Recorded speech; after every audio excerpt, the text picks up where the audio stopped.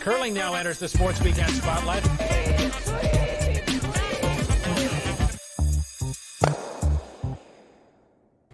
Hi again, curling fans. Colleen, this can be a cruel game sometimes, can't it? Oh, I'm exhausted after watching Carey and Peterson play. That was like a back and forth, and just when you thought you knew the outcome of the game, it ended up a lot different. Yeah, it did.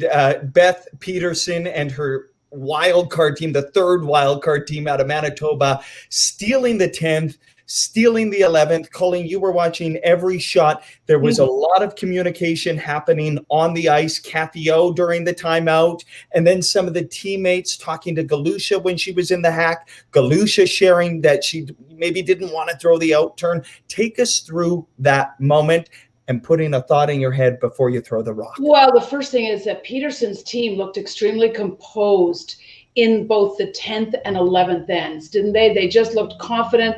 Beth herself made some pistols. Carey sounded a little, oh, I don't want to throw my out turn. What's the time running here? She just, for a game that she played so well in and sounded so confident, you could hear, I don't want to use the word fear, but a little bit, maybe a little bit of doubt, maybe a little bit of doubt. A little bit of doubt. And it was Peterson now advancing on. You've been working hard on all of your boards that apparently the fans love. Oh, they don't, but let's pretend. They absolutely do. They absolutely do. We have a lot to get to. Pool A is solved. So Pool A, show us, Call. Well, this is interesting right off the bat, because Holman gets first place because she beat Carey Anderson. And we were talking about that game right from day one about the significance when you get these two giants. So she gets the number 1 seed. Wildcard Peterson moves up to third because she beat Laura Walker. That's right. Okay. Over here, you see I got the big question mark. And wow, how many things might happen? 16. There are 16 different scenarios going into tonight's game. Let me get the great board and just keep everybody happy on the graphic department. Keep it rolling, Colleen. Yeah, on the graphic department, I got you colored ink just for Devin. Okay, so Devin can't say, but all in the 16 scenarios, different scenarios that could happen tonight for Pool B in Devin's drama world.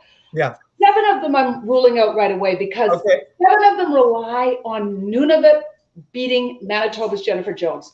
And I say that's not going to happen. Okay. So I'm going to entertain the other ones. And what's really interesting is if Saskatchewan, Quebec, and PEI, Saskatchewan, Quebec, look, I'm even drawing now, and PEI, if they all lose, then Manitoba finishes in first place. Incredible. So that's one scenario. If PEI and New Brunswick and Newfoundland beat Saskatchewan, I mean, then we're going to get more drama. We're going to get drama, okay? And we should point out that Team Fleury, Chelsea Carey, Team Fleury, they're sitting back. They're sitting back tonight at 5-3 and watching it all play out. We're going to talk to Chelsea later in the show, but of course, you mentioned Alberta and Laura Walker advancing. That was a big win over Yukon. Final score 11-1 in that game. That feels really good, really relaxed going into championship round. Laura Walker having a lot of fun, has baby Liam in the bubble, Jeff Walker, her husband, in the bubble with her as well. But Laura, she might be as sassy as me. Let's take a look at some of her fun moments so far throughout this year's Scotties. They told us to like wave at somebody, and I was like totally caught off guard, and I was like, "Hi, Penny," and I actually waved and said hi to my cat. First time title in Alberta for Laura Walker. Yeah, I really have to pee. Okay, well, go right ahead. I'm back. There you go. Oh, that's fast.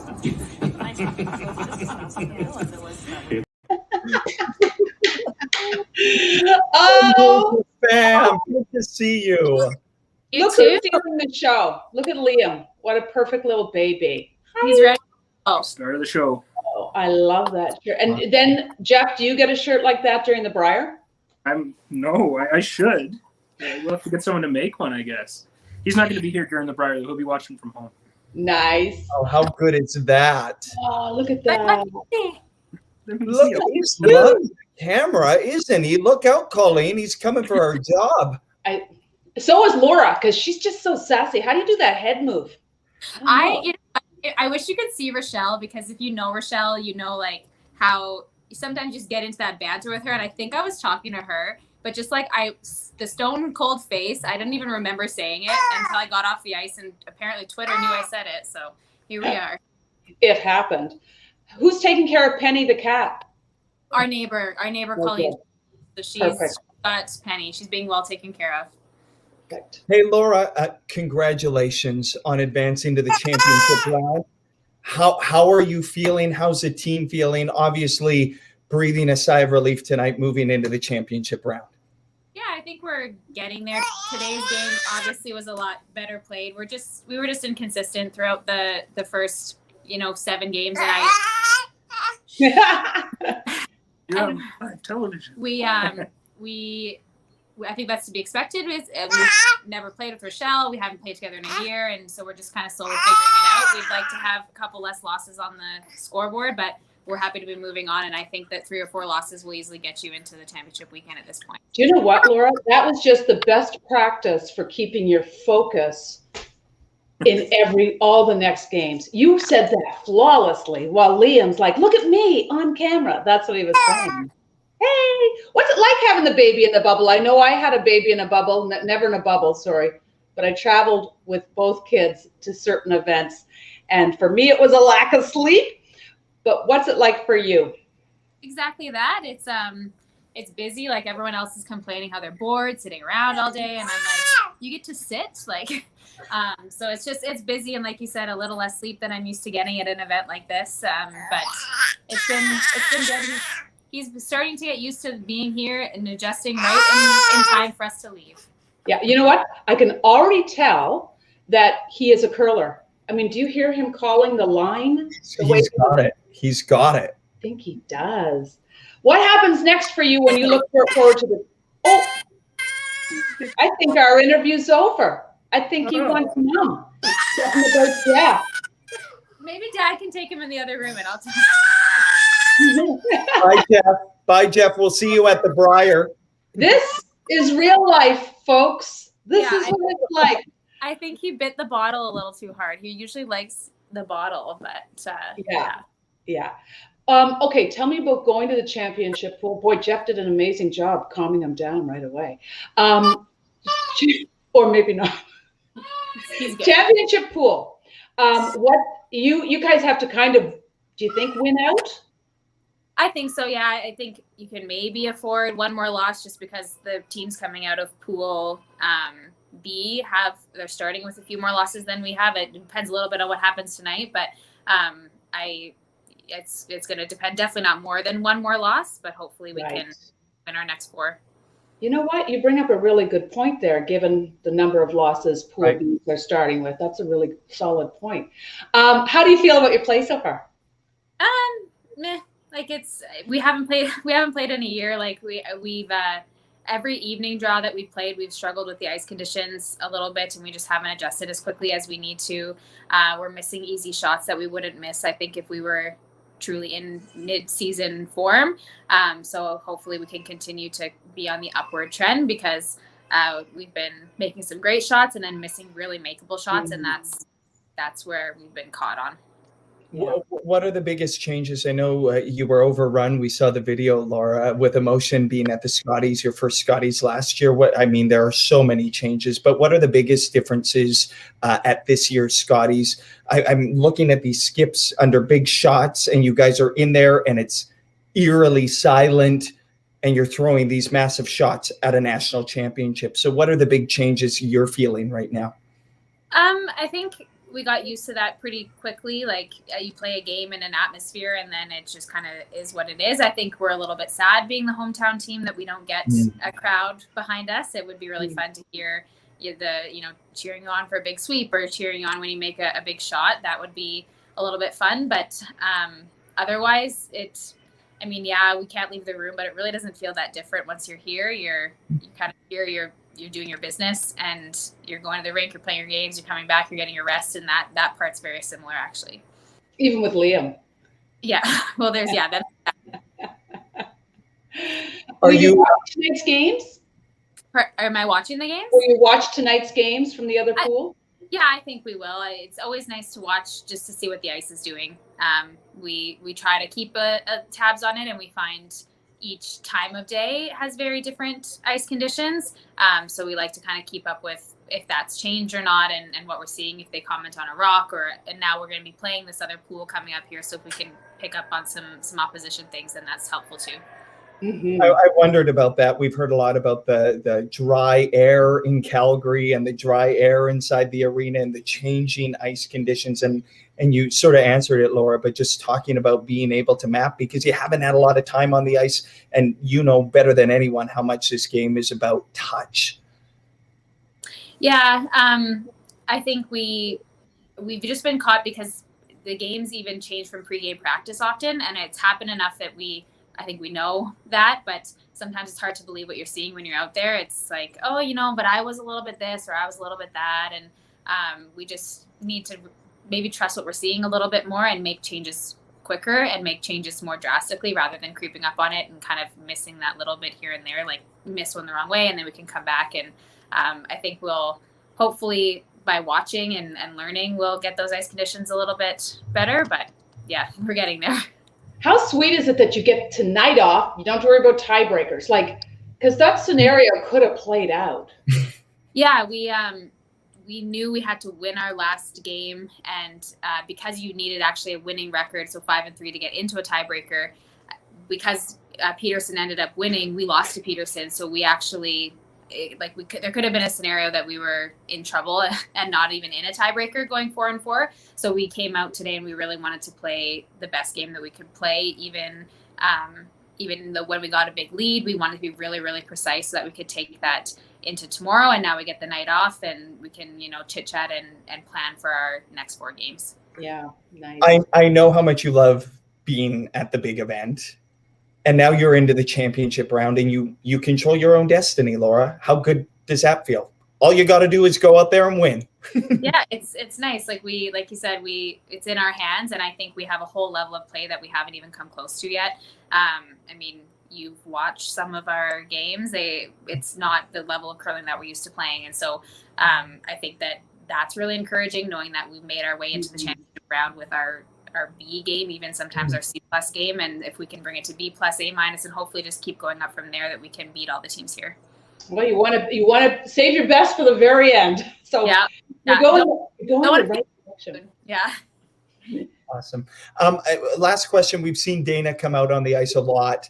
Maybe just talk, Laura, about what that's been like, having Rochelle and Dana. And Dana just seems so engaged and so into it. And it seems like you guys are really clicking. Yeah, happy birthday, Dana. First of all, it's her happy birthday. Happy birthday, Dana. Her birthday. Dana gets not enough credit for her curling mind. Like, she is one of the smartest players that I've ever kind of known and now had the privilege to be around a little bit more. She knows a lot about the game and she sees the game in a really smart way, that having someone like her sitting on the bench who's still an active player and kind of knows what you're going through out there, but also has kind of that coaching, strategic, what to look for mind behind the bench has been like a huge asset for us. And then also just the experience of both Rochelle and Dana having been here so many times before and been in those big games, that's always calming to have on your side as well.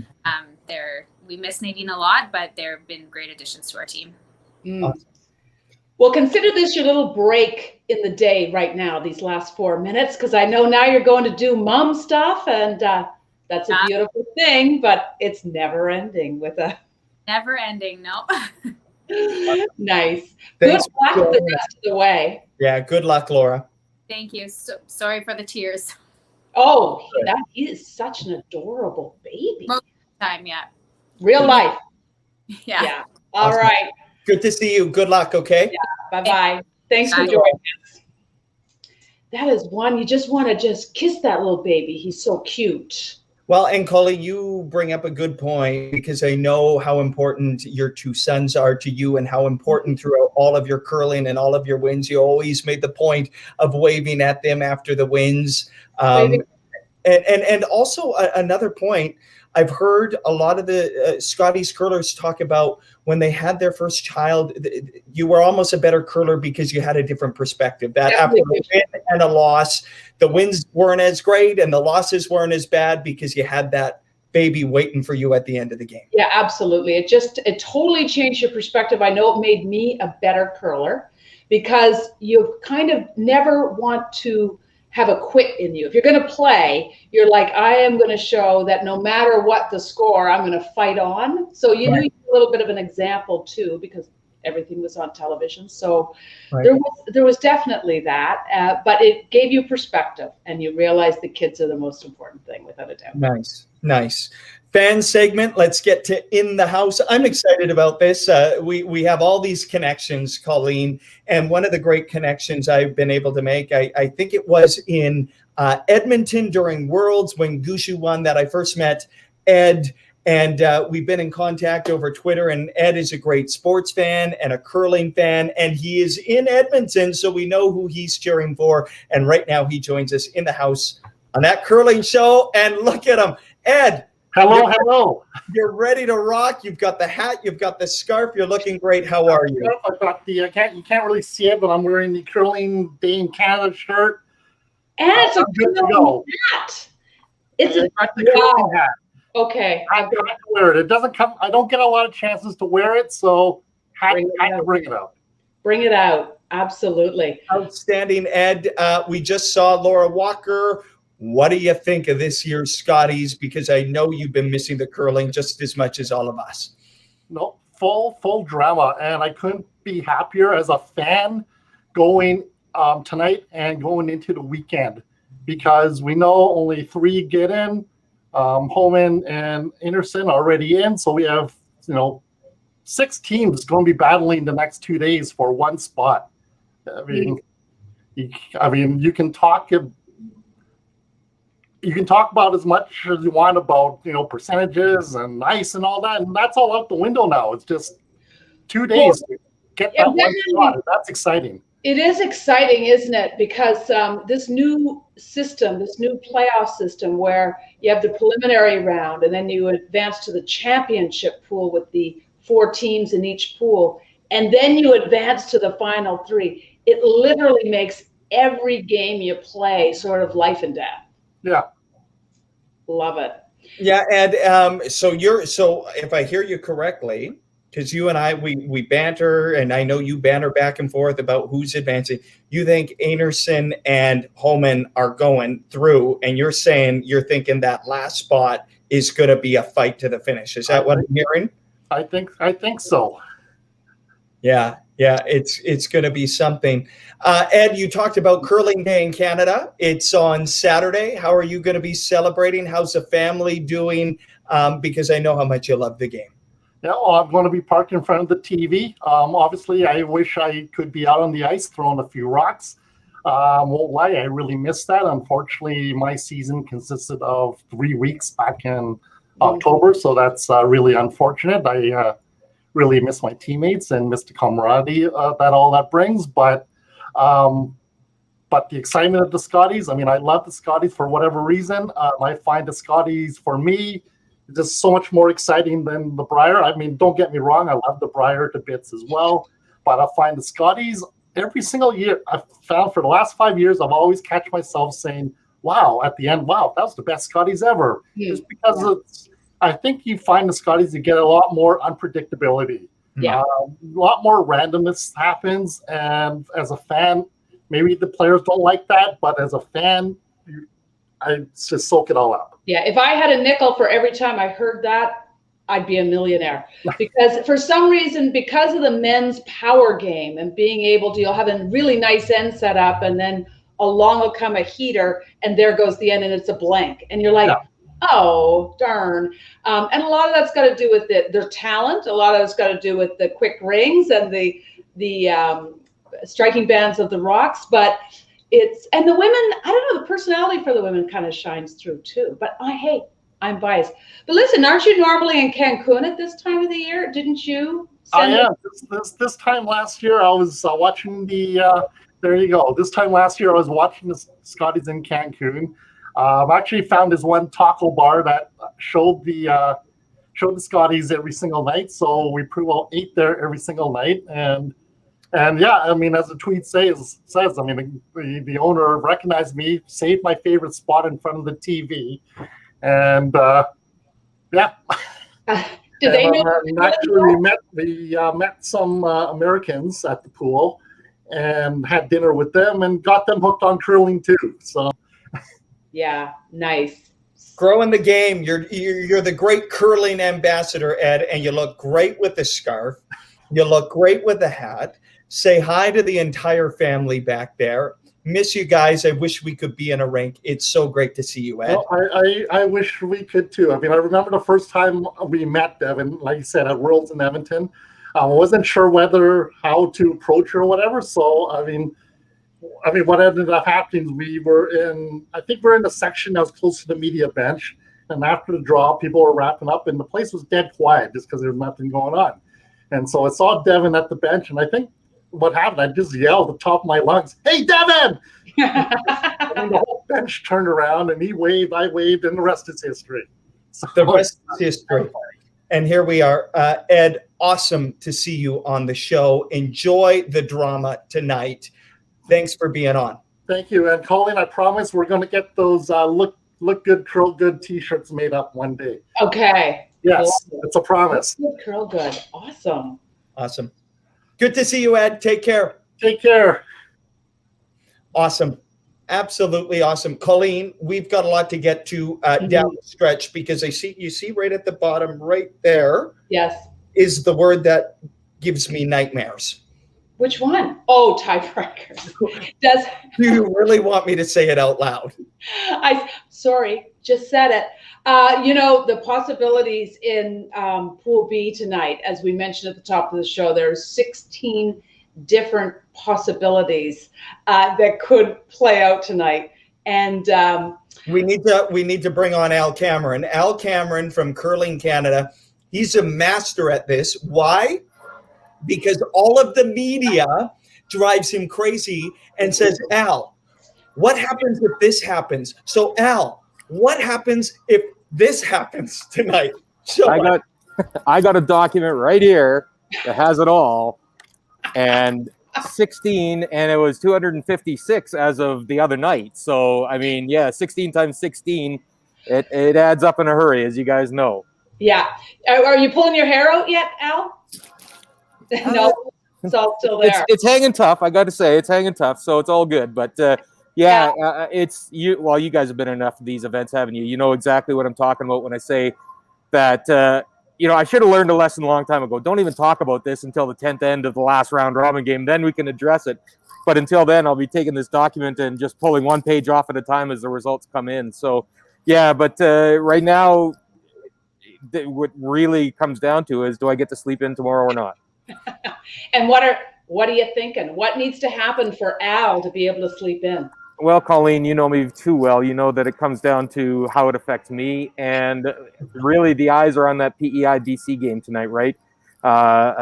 Prince Edward Island win. I think we're getting up early in the morning. And Prince Edward Island loss, and we sleep in. Now, that said, I love Suzanne Burt to death. I would love to see them hanging around in that championship pool, because she's committed an awful lot to this game over the years. So the reality, as much as I'm joking about it, is I would love to see every one of those teams still in action, because they've earned their way, and they've paid a steep price to be here, as we all know too. So yeah. Listen, Al, I know you've got your document. I've got my own. Just so you know, I've got it figured out, and it's Al. This is a very high tech show, Al. I can see that. That's pretty impressive, Colleen. Thank you. We might be hiring you to take care of this stuff. Well, then I eliminated right away 7 of the scenarios, because I would say there's no way Jennifer Jones is losing to Nunavut. But I know you can't say that, but I just said it. So I'm down to 16. Oh, wait, I didn't need to do that, did I? Yeah. Hey, speaking of which, you are wearing the mask. You've been in the bubble. You're working hard. You guys are doing great work in there. Can you give us an update on the vibe in the bubble? We're now into the championship round, and it looks like everything is running so smoothly from your end, Al. Yeah, it really is. And, we actually saw a tweet today, someone talking about some of the coverage and saying, hey, why are we still talking about COVID? Let's focus on the curling. And, it's I got to say, it's a bit of a sigh of relief to be able to say that, because the story now is curling. I mean, so far so good, and I'm knocking on wood. The protocols have worked, right? So that's the greatest positive that we can say out of these first 6 days here in the bubble. And I got to just throw it out to the curlers themselves. Just so cooperative, so respectful of what we're trying to do, and they've made it work, right? That's really been the big a factor in the success of this event, is the curlers have made this work. And I just have so much respect for what they've done, what they've committed to, what they've sacrificed to be here and put on such a great show for Canada. But Al, admit it, you're missing Devin and I in person, aren't you? Well, listen, I can't get enough of you two, as you both know. I mean, Colleen, I've been following you around the world for a long, long time, as we both know. And Devin, you're doing great things for our sport. So if circumstances were different, and we'd have you here, and let's hope that we can all get together in Thunder Bay next year at the Scotties, and dinner's on Curling Canada, I can tell you that. That is on the record. That is live on the show. Write it down. Wait, isn't this taped? What? We are so live. Yeah, and Al, we are missing being there, and we're missing having a chance to go do the karaoke. From your perspective, because you covered all this. About the karaoke. Holy smokes, Devin. What about curling? But you've covered it, and now in this role, and what are the big things you're missing? The different changes, the different vibe at this year's Scotties. I still go back to my reporting roots. I sure like being in a scrum. I mean, fun times happen in a scrum. It's a fun back and forth. I always like that. Obviously, seeing everybody, seeing who is actually showing up on the media bench for the morning draws. That's always, we keep track, and there's an unofficial kind of standings that's being kept. So that's kind of cool. But obviously, who doesn't like the vibe and the buzz that comes along with, for instance, this afternoon when the Northwest Territories was playing wildcard. Exactly what an arena would feel like in that circumstance. And is that missing? Yeah, it's missing. Did it take away from the drama watching it? I don't think so. I mean, a shot to win a game like that, especially with everything that was riding on that shot, is a big shot. Colleen, you've thrown them all your life, and you know exactly what that's about. And you almost block the crowd out, don't you? You're not aware they're there. And all power to Beth Peterson. She made some clutch shots in those 9th, 10th, and 11th ends to win that game. And regardless of the fact that she's a Scotties rookie, it's really cool to see performance on demand, and that's what we saw today. And you know what? I mean, who doesn't love I don't want to call her an underdog, but Peterson and Quebec, Saint-Georges, no one's expecting anything of them. And yet, when a young team, like we all remember when Rachel Homan won so young, just confidence coming out of her pores. And you see that with those kids, and it's kind of cute to see. It's nice to see. Well, and there's been so much focus on the next gen athletes from Curling Canada's perspective, and we're seeing that play out here in many ways. I mean, Team Corinne Brown, part of that program as well. But Laurie St. George, I mean, I had the pleasure of watching her at the Canadian Juniors, New Holland Canadian Juniors in 2018, I guess, in Shawinigan, Quebec, when they lost the final. And boy, you could see something special about that team. But just in general, Quebec's got a lot of good young women's teams right now, and I'm really looking forward to seeing what they can do. But as far as Beth Peterson, I mean, there's a team that almost was, just because they're in such a deep province, it's tough for them to kind of rise to the top. And I'm really happy that the opportunity was presented to them to compete at this event, and we see what they're doing. They're in the championship pool, and only 8 teams in Canada can say that. Yeah. Al, when can I sign up for Next Gen? Listen, Colleen, there's always going to be a spot for you in our Next Gen program. You know that. Yeah, and I'm going to lie about my age and get in there. I just know it. Al, thanks for clearing the murky waters. So the game you're looking for is PEI and BC. Yeah, I got to say, when I drew that up, I did not look at that. I was like, what? PEI, Newfoundland, and New Brunswick all win. Colleen, you just got to phone me about 5 minutes before interview, and I would have sorted you right out. I didn't want to nag you, and I had too much fun studying all your, calculations. If anybody has free reign to nag me, it's Colleen freaking Jones. Thank you, Al. There we go. Now, try and pull some strings so we can get some rest, or don't. You know how much I love a tiebreaker. I'll use my considerable influence. Okay. Good to have you with us, Al. You were clear as mud. Yeah, awesome connection. Cut to the chase. I have to say one cool thing. When Al was covering all those curling things, when you'd be in a scrum with Al, I almost always learned a little bit more about my game or my mistake. I didn't know right away, right? Because he'd say, but what about, why'd you do that in this end or whatever? Hey, that's half the fun. You never know what you're going to get when you lob in a grenade like that at Colleen Jones in a scrum. It was good. I actually found the scrum as a curler once I started to kind of go, they're actually paying attention to the game. They actually know. Some of us were. Like an assistant coach. Anyhow. Awesome. Have fun with the next time.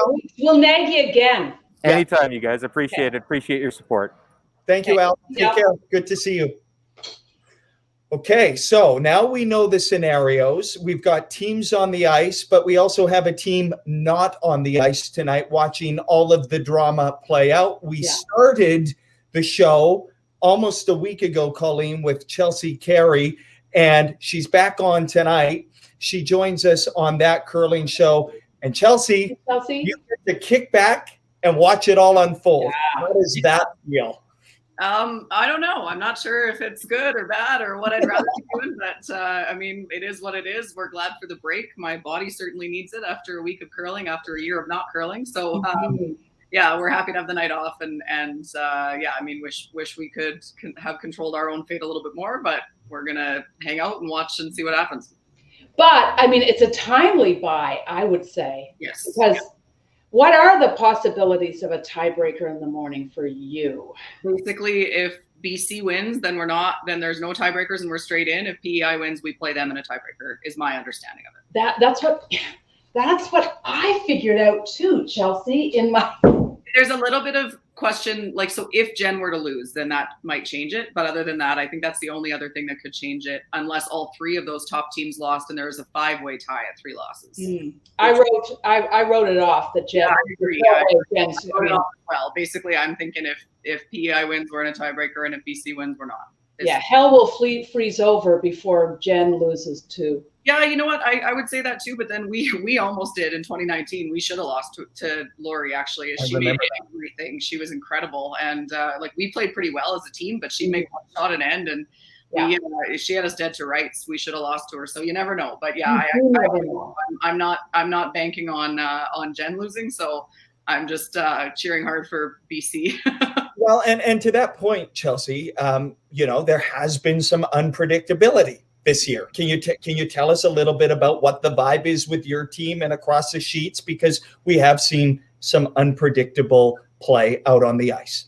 Yes, we've I mean, I think that was expected because everybody's coming in pretty green and that kind of thing. And then, I mean, for us, it's a whole different thing with adding a player and me trying to figure out, tendencies and throws and things like that and communication and all that kind of stuff. But I mean, I think there's been a lot of it just because of the sort of rust factor. They also, our experience has been that the ice on the middle 2 sheets is a little bit trickier than on the outside 2 sheets, which is the opposite of what it usually is. But not having a crowd in there affects that too, right? So you don't have like the crowd side where it's warmer, and so that side's going to curl and die more and all that kind of stuff. We don't have that because there is no crowd. A and D have been very consistent in the games we've played on them, and B and C are a bit trickier, a little more patchy. So we've had that experience, but I think it also depends which draw you're playing in the day. And I know Greg's tweaked some stuff as the week went on too. So, I think that's been a little bit different for everybody, but there has been some sheets where we found it tricky, where like we just don't feel like we're getting the same reaction twice in a row, or like, where do we put the broom for this kind of thing? So that would be so frustrating. So you're telling me the cardboard cutouts don't affect it? Yeah, you know what? They don't have quite as much heat or breath as like a human, but I mean, maybe a little bit of effect because, there's people in the stands, but yeah, no, they don't quite have the same effect. I know Greg was hoping that it was going to rain the other day because the humidity, like people breathing creates humidity normally in the arena. And so we've had events at this arena before. So you go, well, they know how to make the ice here. They know what the airflow is. They know how to do it, but they've never done it without a crowd. So Right. it's totally different for them to figure it out, how to do it without people in the stands. Well, they've done a pretty amazing job for sure. But, you know, I remember at this time of the week for me, Chelsea, you know, as the pressure sort of ramps up, my anxiety levels would go up just a little bit. My teammates would be listening to this going, her anxiety went up, it went through the roof. But, you know, let's just pretend it went up a little bit. What's it like for you? It depends. It's you know, obviously we would like to be in a situation where we didn't have 3 losses and we felt like we played well enough to not have 3 losses, but here we are. And sometimes that's how it goes, and you know, you can't control that. So we feel okay. I mean, obviously 1 less game would be great if we didn't have to play in a tiebreaker, but we're just happy to be playing tomorrow because, you know, there was the possibility that we could have been out of the championship pool.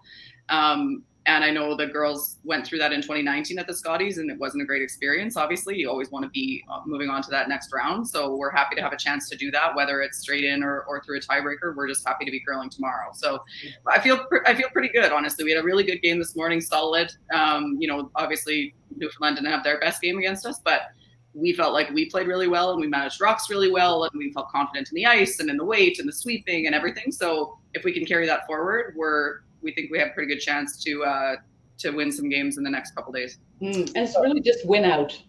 Pretty much, yeah. Yeah, that's the only thing qualifying.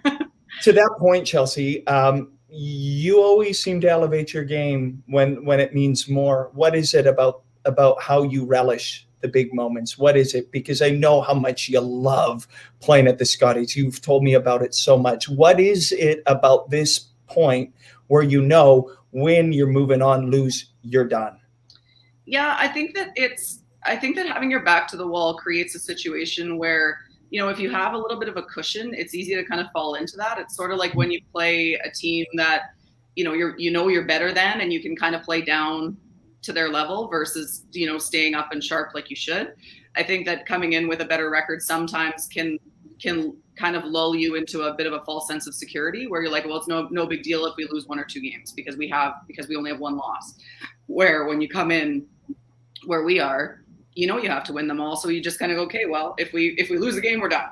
So, you know, you just kind of know that, and somehow having that in your mind sometimes can just, like, it's sort of like accepting the worst case scenario. You just kind of get the worry gone. Like, okay, well, if we lose, we're done. So let's leave it all out there and go for it versus kind of playing safe, playing not to lose.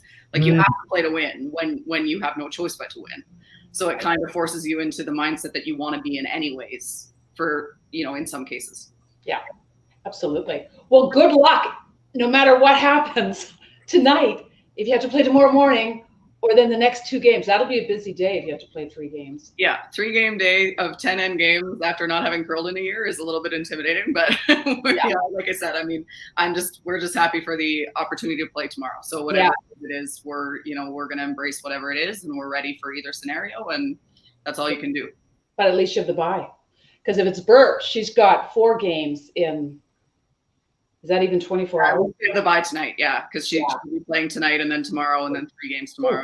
Yeah, so yeah, at least our bye we couldn't have asked for a better draw that way for sure. You've never been a bigger BC fan than tonight. No, never in my life. Chelsea, thanks for doing this. Good luck. Yeah, good luck. Nice to see you again. Good to see you guys. Take care. Play well. Okay, so that sets the scene.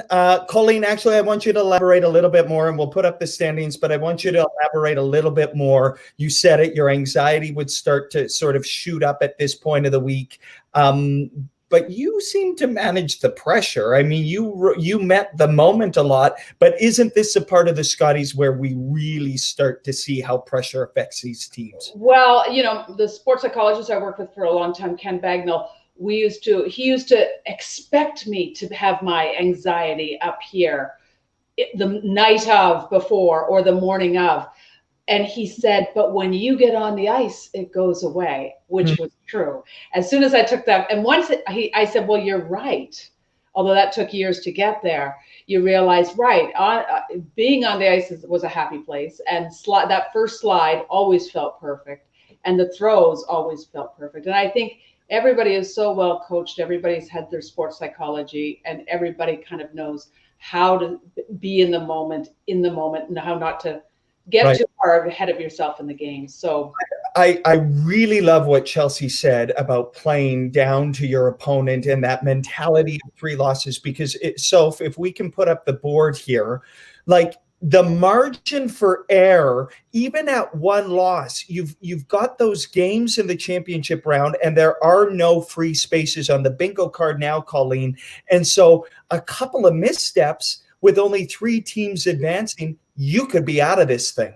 Well, this is the exciting thing about this format, and the exciting thing about just having 3 teams make the playoffs as opposed to the traditional page playoff system.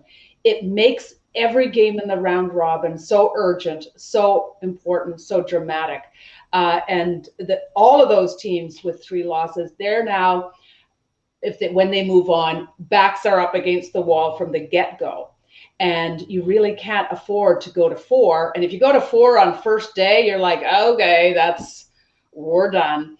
Not quite, but almost. So the pressure of this draw and the 3-team playoff system that they're heading to just increases the pressure from the get-go with game 1 of the championship pool tomorrow. There is the potential that there could be 4 Manitoba teams advancing to the championship round. That's why I've got the yellow on tonight. But I do have to say, my home province of Saskatchewan, who would have picked that if Carey Anderson wins tonight, she places first in Pool B. I don't know how many people picked that, Colleen. Yeah, and thank you for reminding us to talk about this. Sherry Anderson's play, Chelsea sort of alluded to, and so did Laura, about the ups and the downs of the play. Sherry's game, remember that very first game, she wanted to go hit somebody or something in her hotel room when she kind of had a horrible first game. And it shows the experience of a veteran. That might have taken a rookie, and they would just go downhill from that point and beat themselves up. Right. Not Sherry. She went and kicked something in the hotel room after that first game. And she has, her theme song should be, I Will Survive, because she keeps in some ways magically winning some of these games. And when she's great, she's playing so well. She is a 2-time world senior champ. And so often people will say, oh, Colleen, you shouldn't curl, or Sherry's too old for this, or Glenn Howard, etc. This is a sport that if you stay in shape, it's all doable. So I love the fact that Sherry's there. I love it that she's right in the race, and she's just, she's playing so well, and her team behind her is so supportive, and they really look united. Well, Colleen, you met her 19 years ago in the Scotties final. So that just speaks to how long you two have been battling it out on the ice. Tonight, she plays her 91st career Scotties game. She has a record of 55 wins and 35 losses over 10 Scotties appearances. Tonight would be a big one, a 91st game. It'd be her 56th win. It'd put her in first place.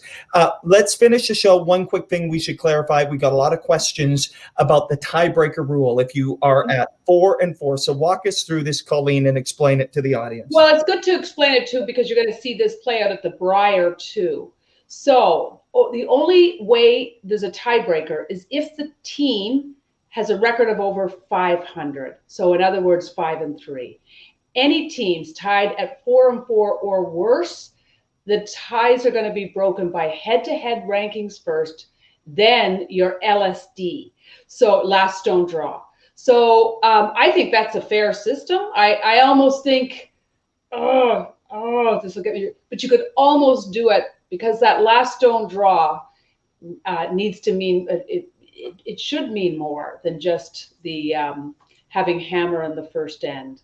Right. So it's a new concept for Canadian curling, that it could bounce somebody out if they didn't have a winning record. but I don't know. It's interesting, but we won't see it here, but it's good to note because a lot of people were clamoring when I put that up. In fact, I got some text messages from curlers who are heading to the Brier saying this is news to us. Thanks for letting us know. We're 16 minutes away from the final draw of the preliminary round. Of course, we walked you through some of the permutations. If Newfoundland and Labrador beat Saskatchewan, we could have some drama. If BC beats PEI, we could have some drama.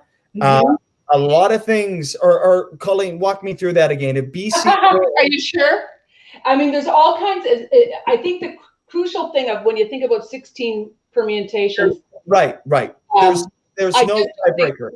I just don't think Laurieetti's going to beat Manitoba tonight.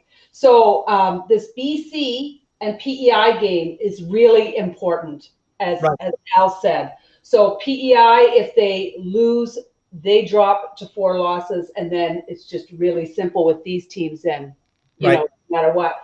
And then if PEI wins that game against British Columbia, then Chelsea and PEI will play. Now, of course, Quebec could lose to go to 3. All of them could go to 3 losses. Let's face it. They could all do that. That's doable. They're not playing each other. So it's but again, I don't think there's any way Jenny Jones is going to lose. I've said that too many times, haven't I? I'm trying to wonder what you're doing with all of this, saying that as many times as you have. We'll probably hear about it on Twitter because. No, but it's just that there are 16 scenarios, but 7 of them count on Jennifer losing to Laurietti, and it's possible, as Chelsea said. But I'm just saying, I don't think that's going to happen tonight. And I've been wrong before. And I'll be wrong again. You know what? I could ask my crazy 8-ball. Oh, what? I mean, is no, hold on. So lose to Nunavut. Hold on. Don't show us. Before you tell us, Colleen went out and bought the crazy 8-ball or whatever it is. And hold on. What did you ask? What did you ask? I asked if Manitoba is going to lose to Nunavut. And it says, obviously, and it's got an exclamation. I'm not even kidding. Okay. Take that one to the bank. We got to end the show. We got to go 14 minutes away from a big night of curling. We are obviously having a lot of fun. Listen, we've got a special show Saturday, an hour special, a different time, 7 p.m. to 8 p.m. Eastern. We're going to go all across the country and beyond to celebrate Curling Day in Canada. Keep sending us your pictures and videos, Colleen. We're having a bit of fun. Where are we going to be on? Do you already know and you're not telling me? What? Sorry, what? You said we're going through all of Canada and beyond. Oh, I've got surprises. Oh, nice. So buckle up. I'm buckled up. I can't wait for tonight. I love this drama as much as you. So obviously. You get tweeting, buddy. I'm going to tweet. Good night, good luck, good curling. We'll see you on Twitter, and we'll see you here tomorrow night, curling. Thanks for watching us. And thanks, producer Sophie.